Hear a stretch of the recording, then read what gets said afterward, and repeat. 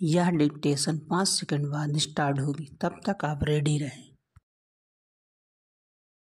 Ready start. सभापति महोदय, मैं निवेदन करना चाहता हूँ कि सबसे बड़ी आवश्यकता इस बात की है कि इन बैंकों में इन नौकरशाहों को न रखकर उनके संचालन के लिए ऐसे लोगों को रखा जाना चाहिए जिनका बैंकों के राष्ट्रीयकरण में पूर्ण विश्वास हो, क्योंकि किसी संस्था में जब उस संस्था को चलाने वाले लोग ऐसे नहीं होते जो संस्था के कार्यक्रम में विश्वास रखते हो, तब तक यह संस्था कभी सफल नहीं हो सकती।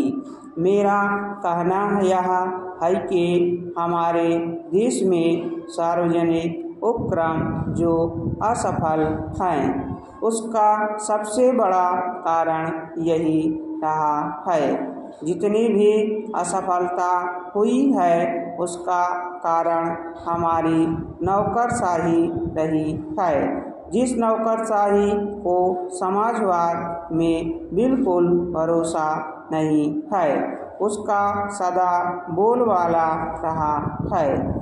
इसका परिणाम यह रहा है कि एक ओर तो इस देश में छोटे छोटे मामलों में बराबर देरी होती गई है, निर्णय नहीं लिए गए हैं, और दूसरी ओर उसके होने वाले लाभों से गरीबों को दूर रखा गया है।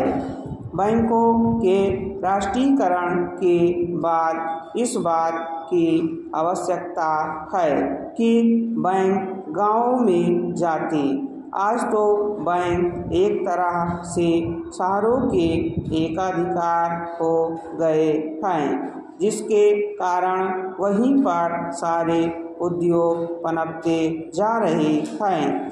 शहरों की जनसंख्या बढ़ती जा रही है और अलग अलग तरह की समस्याएं उत्पन्न हो रही हैं। उनको दूर करने के लिए आपके बैंकों को गाँव के अंदर जाना पड़ेगा।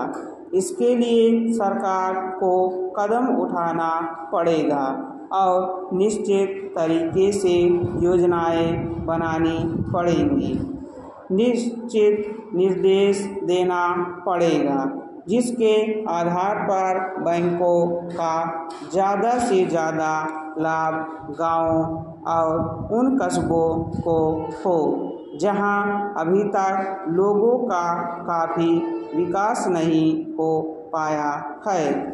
सभापति जी, सांप्रदायिकता और जातिवाद इन दोनों के विरुद्ध सभी राजनीतिज्ञ हैं और जो इन दोनों से लाभ उठाना चाहते हैं, कम से कम मौखिक रूप से तो वह भी यही कहते हैं कि सांप्रदायिकता बुरी है, जातिवाद बुरा है।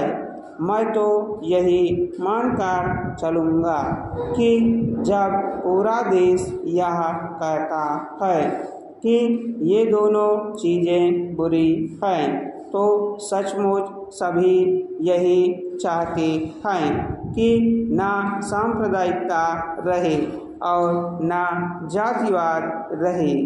आज भी हमारे देश की राष्ट्रीय आय का 50% कृषि से आता है।